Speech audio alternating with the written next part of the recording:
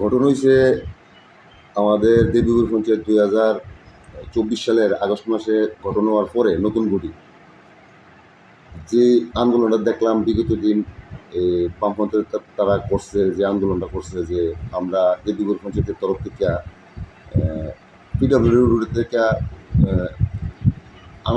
সাধুনন্দপাড়া হইয়া দেবীপুর যে পশু খামারটা আছে ওইটা পর্যন্ত 3 কিলোমিটার রাস্তা দেবীপুর পঞ্চায়েত স্যাংশন হয়েছে এবং 3 কিলোমিটার ড্রেনও স্যাংশন হয়েছে। এরকম ঘুরে এসে একটা মিথ্যা প্রপাগান্ডা তারা ছড়াই একটা আন্দোলন করছে যে আমরা পঞ্চায়েতের তরফ থেকে এই টাকা আত্মসাৎ করেছি। এই কথাটা সম্পূর্ণ ভিত্তিহীন এবং মিথ্যা। এটার আমি তীব্র নিন্দা জানাই, তীব্র ভাষায়। আর তারপর আরেকটা কথা হলো, আমরা কোনো 3 কিলোমিটার রাস্তার কোনো এস্টিমেটই আমরা পাইনি। আমরা দেবীপুর পঞ্চায়েতের অধীনে শুধু 800 মিটার জায়গা আছে এই সাধুনন্দপাড়া যাইতে। 800 মিটার পর্যন্ত আমাদের দেবীপুর পঞ্চায়েতের অধীনে আছে। তারপর একটা ভাটিবাড়ি পঞ্চায়েত। আর ডেন্ডা আমরা 38 মিটার স্যাংশন পেয়েছি, কিন্তু 38 মিটার স্যাংশন পাওয়ার পর তারপরও আমরা 40 মিটার কমপ্লিট দিছি। কিছু মাল মেটেরিয়াল জন্য আমরা উদ্ধৃত হয়েছে, এই উদ্ধৃত দিয়া যাতে জনগণ সুবিধা হয় তার কারণে আরেকটু সামনের দিকে বাড়াইয়া ড্রেনটা করে রাখছে। এটা এস্টিমেটের বাইরে। আমাদের এস্টিমেট শুধু 38 মিটার একটা ড্রেন। এটা গত বছর এটা কমপ্লিট হয়ে গেছে। আমি আপনার মাধ্যমে একটা অনুরোধ রাখতে চাই, যারা আন্দোলন করছে তারা যাতে সত্য জিনিসের আশ্রয় নিয়ে যাতে আন্দোলন করে।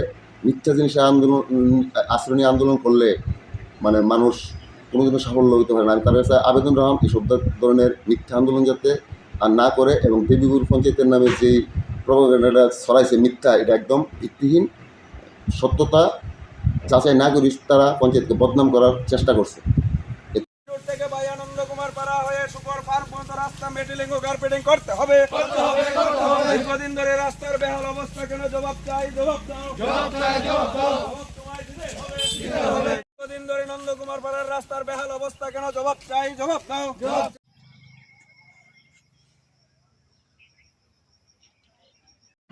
আসলে প্রধান সাহেব যে কথাটা বললেন যে বিরোধী দল যে আন্দোলনটা করছে তারা যে রাস্তার কথাটা কইতেছে সেই রাস্তাটার মধ্যে অনলি 800 মিটার হইতেছে আমাদের দেবীপুর গ্রাম পঞ্চায়েতের জুরিসডিকশনের আন্ডারে।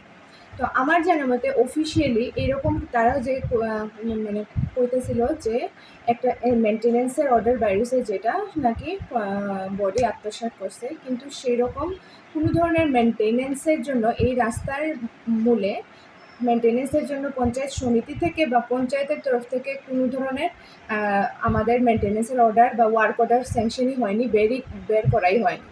তাছাড়া যে ড্রেনটি এখানে বলা হলো যে হাফ ডান, মানে অর্ধেকটা প্লাস্টার আছে অর্ধেকটা প্লাস্টার নেই, সেই ড্রেনটির মাত্র 38 মিটার অবধি মাত্র ড্রেনটি স্যাংশন হয়েছে। তো যে মাল মেটেরিয়ালগুলো এক্সট্রা ছিল সেই এক্সট্রা মাল মেটেরিয়ালগুলো দিয়ে ওই যারা কাজ করলো ওরা 38 মিটারের পরে বাকি জায়গাটা বাকি আরও 60 মিটারের মতো সেটাকে এক্সটেন্ড করলো।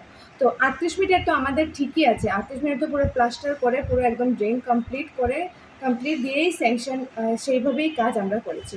তো এখন কে বা কারা এইসব গুজব রটাচ্ছে সেটার ব্যাপারে তো আমরা কিছু বলতে পারছি না।